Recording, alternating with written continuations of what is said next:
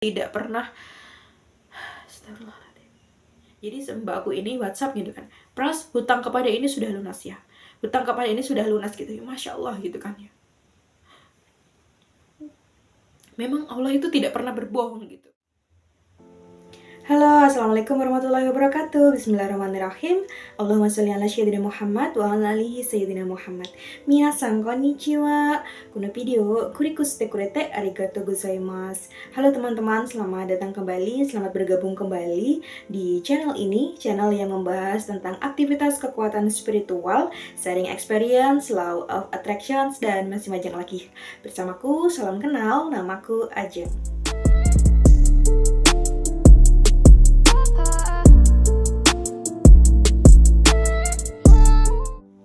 Terima kasih teman-teman yang sudah klik video ini. Semoga video-video seperti ini, channel-channel seperti ini dapat menjadi pengingat, dapat menjadi motivasi, dapat menjadi alarm untuk kita terus meningkatkan ketakwaan kita kepada Allah Subhanahu wa Ta'ala.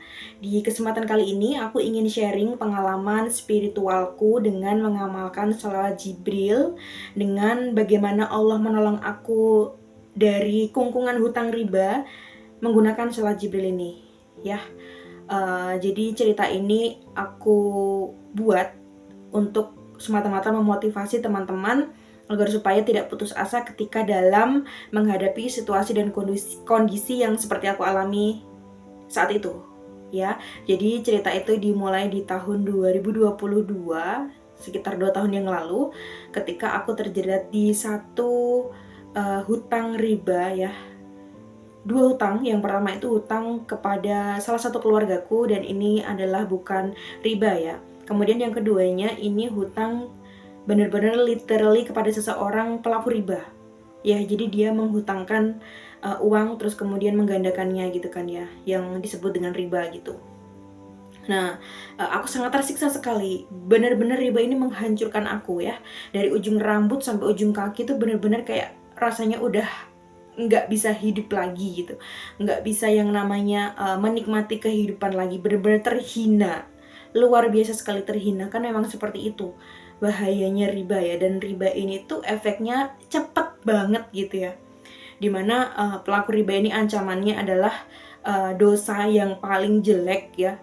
Dosanya yang paling ringan adalah sama dengan berzina 36 kali dengan orang tua, kemudian dibangunkan dengan keadaan perut penuh dengan ular, dan dibangunkan dengan jalannya sempoyongan gitu kan ya. Aku tuh waktu itu ya benar,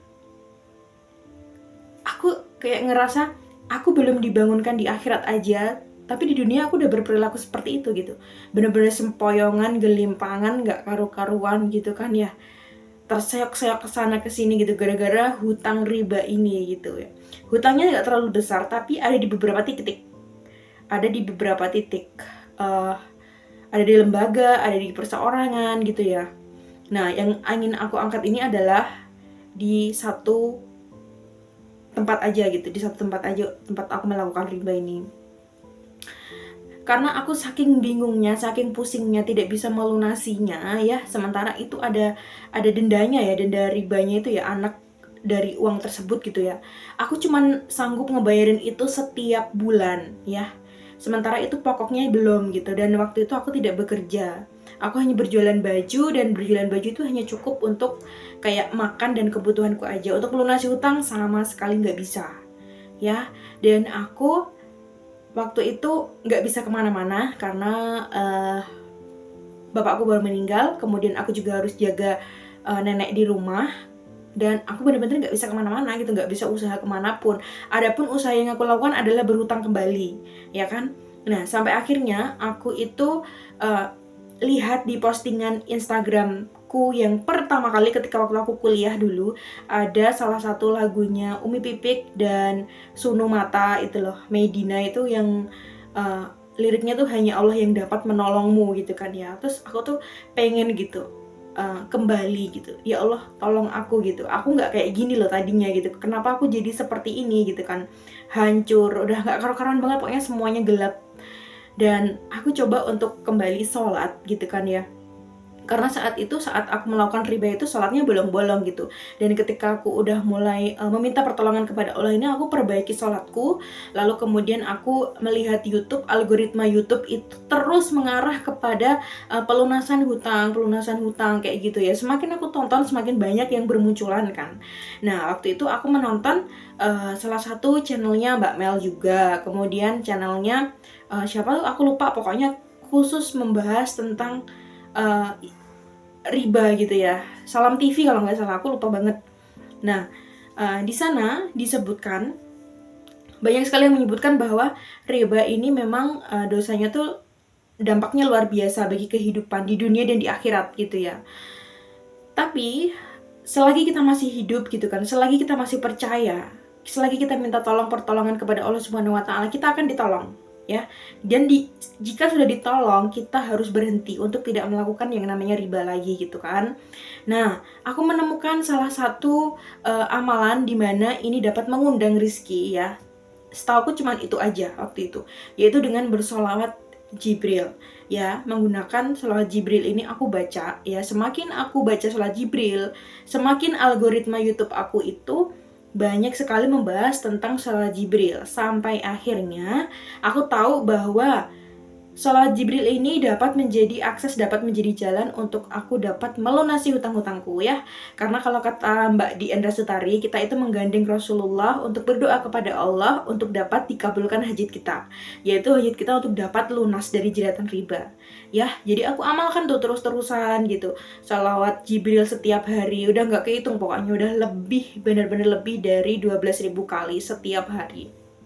Nah, aku amalkan itu dari pagi sampai malam gitu kan ya, pakai tasbih digital itu yang aku beli satu-satunya waktu itu, masih beli warna kuning gitu kan ya. Itu nyampe habis baterainya gitu. Kok nggak ada reaksinya ya gitu, nggak ada perubahan sama sekali gitu. Kayak beneran nggak sih ini gitu kan ya. Terus aku semangatin lagi diriku dengan menonton cerita orang-orang bisa lunas dari hutang riba itu dengan mengamalkan sholawat Jibril ini gitu kan. Nah, dari situ aku meyakinkan diriku, insya Allah pasti Allah pasti ngerespon gitu, Allah pasti tolong gitu. Masa iya sih aku udah minta kepada yang maha mampu, satu-satunya yang aku minta pertolongan tuh ke Allah loh gitu. Sampai aku yakinkan kepada Allah, ya Allah lihatlah diriku gitu, aku tidak meminta kepada siapapun kecuali hanya kepadamu ya Allah, karena aku tahu hanya Engkau lah yang maha mampu menyelesaikan semua urusanku. Aku tidak pergi ke dukun, aku tidak pergi kepada seseorang lagi untuk dapat menolong aku, maksudnya tidak pergi kepada manusia atau ke benda apapun gitu. Aku hanya kembali kepadamu ya Allah, aku meminta kepadamu saja gitu kan ya. Maka tolong ya Allah, ya Allah tolong, ya Allah tolong gitu. Terus aku lakukan itu. Semakin aku kencengin baca sholawat dan semakin aku perbaiki sholatku ya. Sholat di awal waktu, sebelum azan tuh ya, 10 menit sebelum azan tuh aku bener-bener udah ada di atas sajadah dan aku berzikir, berdoa dengan sepenuh hati. Bukannya malah dapat pertolongan, aku malah dapat masalah yang besar teman-teman, yang sampai sekarang masih aku sesali kenapa itu harus terjadi pada diriku gitu ya di tahun itu.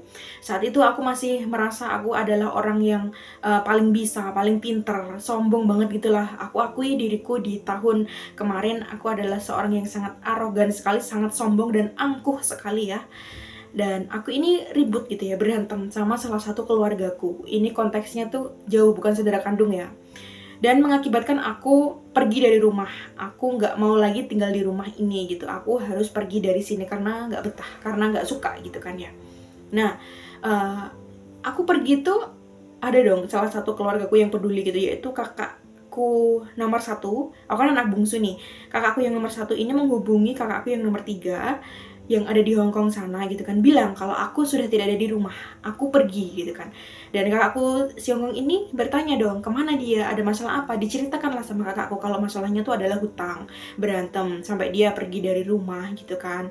Nah terus si kakakku yang dari Hong Kong ini tidak pernah sama sekali sebelumnya menghubungi aku atau sebelumnya mencari aku, berkomunikasi gitu nggak pernah sama sekali. Dan dia minta nomorku ke kakakku yang nomor 1 itu, nelpon aku terus menerus, Pras kamu di mana? Dia kan manggil aku Pras gitu, Pras kamu di mana? Gitu kan. Dia bilang kenapa? Ada masalah apa? Cerita gitu kan. Dia nelpon tuh nggak pernah aku angkat. Waktu itu aku tidur di rumah teman ya. Malam-malam aku pergi, aku ketok pintunya, aku bener-bener minta izin untuk dapat tidur di sini. sementara aja gitu kan. Dan alhamdulillahnya dia mengizinkan, bersama ibunya juga sangat baik sekali mengizinkan aku untuk tinggal di sana ya. Jadi aku tidur di sana, terus kemudian kakak aku tuh nelpon terus kan yang dari Hong Kong gitu. Nggak aku angkat, karena pikiranku udah yang namanya ini ya, ruwet nggak karu-karuan gitu. Aku cuma bisa nangis doang gitu. Ya Allah, aku ini udah minta semuanya tuh ke Engkau ya Allah. Aku tidak minta kepada siapapun gitu. Kenapa malah jadinya seperti ini gitu kan ya. Nah, terus si kakak aku ini nelponin terus gitu. Nelponin dari berapa ya? Jam berapa ya? Pokoknya dari jam 12 sampai menjelang sahur, karena waktu itu terjadi di bulan Ramadan ya. Aku matiin tuh teleponnya, aku decline terus gitu lah, aku tolak terus gitu teleponnya dia tuh, sampai aku nyalain lagi ketika bangun sahur ya. Aku dibangunkan sahurnya oleh ibunya temanku, aku dibangunkan sahur, dan aku buka HP dong, langsung si mbak aku itu nelpon lagi gitu kan ya. Nelpon lagi, bilang begini, "Pras, kamu di mana? Hutangmu biar mbak yang lunasin," katanya gitu. Aku tuh kayak masih mikir, beneran nggak gitu kan ya, kayak aku takut gak jadi kenyataan gitu. Aku takut kayak cuman diiming-iming aja biar aku pulang gitu kan ya. Nah, terus akhirnya gak aku bales dong. Nah, dia nelpon lagi tuh, sampai subuh tuh nelpon lagi, bilang, katanya, "Hutangmu mbak yang lunasin," gitu kan. "Kamu di mana, kamu di mana, kamu di mana," gitu kan ya. Terus sampai akhirnya aku bilang, kalau aku di tempat ini. Terus aku langsung bilang tuh, tanpa basa-basi sama dia, tanpa berucap terima kasih atau mengeluh apapun, "Beneran nggak mbak mau dilunasin?" gitu kan. Aku langsung bilang kayak gitu. Terus katanya si mbakku itu, katanya, "Bener, oke, iya," gitu kan. Nah, terus si mbakku tuh, tapi ada syaratnya katanya gitu kan. Syaratnya kamu harus ke Ponorogo, di mana Ponorogo ini adalah rumahnya dia gitu, rumah suaminya dan anak-anaknya tinggal di sana. Sementara beliau ini kan tinggalnya di Hong Kong, bekerja di sana. Nah, katanya nanti biar dijemput sama suaminya dia, menjemput aku ke tempatku saat itu untuk dibawa ke Ponorogo untuk tinggal di sana, karena saat itu aku belum mau pulang ke rumah kan. Nah, aku disuruh tinggal di sana daripada tinggal di rumah orang, dan aku akan dilunasi hutangku gitu kan ya. Di sini aku mikir, ya Allah, apa ini jalan darimu ya gitu kan ya. Apa ini buah dari sholawatku ya Allah gitu kan. Akhirnya aku iyakan dong, aku coba nih, mana tahu beneran gitu kan. Aku kasih tahu alamatku, akhirnya dijemput beneran sama suaminya kakakku, dan aku dibawa ke Ponorogo untuk tinggal di sana. Setelah tinggal di sana kayak berapa hari ya? Seminggu atau 5 harian gitu. Aku tuh kayak masih terus mengharap, ini beneran gak aku udah terlanjur di sini gitu kan ya. Tapi aku kencengin terus tuh, aku puasa itu kan, waktu puasa tuh aku gunain terus untuk bersolawat gitu ya. Udah gak kehitung lagi berapa ya, pokoknya selagi ada tasbih itu langsung aku pegang, langsung aku membaca sholawat gitu kan ya. Dan kalau mau sahur gitu kan, makan sahur bareng-bareng ya, aku juga tahajud dulu gitu kan ya. Dan aku benar masih minta kepada Allah gitu, tolong ya Allah gitu. Sampai akhirnya teman-teman, si mbakku ini benar-benar kirim WhatsApp yang membuat aku tuh gemetar, sujud syukur, dan bersimpuh kepada Allah untuk banyak-banyak berterima kasih dan mengucap syukur gitu ya. Jadi mbakku ini WhatsApp gitu kan, "Pras, hutang kepada ini sudah lunas ya, hutang kepada ini sudah lunas," gitu ya. Masya Allah gitu kan ya. Memang Allah itu tidak pernah berbohong gitu. Memang Allah itu mendengar gitu. Apa yang aku panjatkan itu Allah mendengar. Ada, mohon maaf ya kalau aku nangis ya. Allah itu menolong, benar-benar mengabulkan gitu. Janjinya tidak pernah Astagfirullahaladzim. Mohon maaf ya teman-teman ya, harus terpotong tadi karena aku nggak kuat gitu untuk menceritakan ini gitu. Jadi Allah itu memang benar-benar tidak pernah ingkar sama janjinya ya, dimana Allah berjanji kalau ada hambanya yang berdoa di sepertiga malam terakhir akan dikabulkan, akan diberi gitu kan ya, bahwa siapapun yang hanya berharap dan meminta kepada Allah, Allah akan memberi, Allah pasti akan mengabulkan gitu kan ya.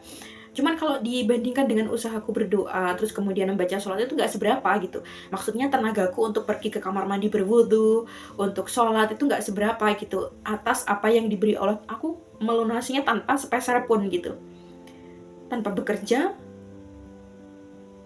tanpa melakukan usaha yang keras, nggak sama sekali gitu. Jadi Allah benar-benar menolong aku dengan sebegitu mudahnya. Lalu dari situ aku semakin percaya ya, Sholawat ini benar-benar luar biasa banget untuk aku meminta pertolongan-pertolongan di segala macam problematika di dalam kehidupan ini gitu. Termasuk salah satunya adalah hutang piutang gitu. Nanti aku akan ceritakan lagi bagaimana Allah melunaskan hutangku di lembaga ya. Ini di lembaga riba ya. Karena aku waktu itu berkungkung di hutang-hutang riba ini ada di berapa titik ya? 3 atau 4 titik. 3 titik gitu. Dan ini mengajarkan aku untuk tidak sama sekali berbuat riba satu kali pun. Ya, sedikit sekecil apapun aku tidak pernah melakukan riba sama sekali karena ancamannya benar-benar sudah aku rasakan gitu ya, bahwasanya di akhirat nanti akan dibangunkan dengan seperti orang gila, sempoyongan gitu. Belum sampai akhirat aja, di dunia aja aku udah berperilaku seperti itu gitu. Aku udah benar-benar kebingungan kayak orang gila, nggak tahu rasanya gitu kan, nggak karu-karuan gitu kan rasanya ya. Dan aku berharap ya, semoga ceritaku ini, semoga apa yang menjadi ceritaku ini dapat memotivasi teman-teman ketika teman-teman punya di satu masalah, yaitu yang namanya hutang, baik itu riba atau tidak riba. Jika teman-teman merasa sulit sekali menyelesaikannya, kayak rasanya udah nggak ada jalan gitu ya, silahkan teman-teman untuk membaca sholawat, untuk meminta kepada Allah yang maha memberi, yang maha kaya. Jangankan untuk melunasi hutangmu yang hanya segitu aja gitu ya, melunasi hutang manusia seluruh dunia pun Allah mampu gitu kan. Dan ditambah lagi dunia ini tuh gak ada apa-apanya gitu kan ya bagi Allah Subhanahu wa Ta'ala. Maka gunakanlah keimanan kita ya, keyakinan kita untuk dapat meminta kepada Allah sepenuhnya, tidak meminta tolong kepada siapapun ya, hanya ke Allah saja. Jalannya adalah dengan memperbaiki ibadah kita dan membaca sholawat ya, terutamanya adalah sholawat Jibril. Karena saat itu aku belum tahu yang namanya kayak sholawat munjiat, adrikni segala macam, hanya sholawat Jibril aja yang aku baca. Dan memang sholawat Jibril ini adalah mengundang rizki gitu ya, mendatangkan rizki. Aku berharap teman-teman bisa mempraktekkannya, bisa mengamalkannya untuk dapat menolong teman-teman dari kungkungan hutang, terkhususnya hutang riba. Ya, aku berharap teman-teman selalu baca sholawat ini gitu. Selalu baca sholawat ini ketika teman-teman mengalami kesulitan, sesulit apapun itu, semustahil apapun itu gitu ya. Dan setelah ceritaku itu tadi, setelah hutangku lunas, nanti akan aku buat video lagi dimana aku akan berbaikan gitu ya. Sudah rukun kembali dengan salah satu keluargaku itu dengan aku meminta maaf. Dan Allah memberikan kemudahan-kemudahan dari aku meminta maaf kepada manusia gitu kan ya. Kan hubungan kita kepada Allah harus baik, hubungan kepada manusia juga harus baik. Nah, nanti aku akan buatkan video di mana aku minta maaf kepada salah satu keluargaku itu. Dan setelah aku minta maaf, dari situ semua urusanku dimudahkan oleh Allah Subhanahu wa Ta'ala.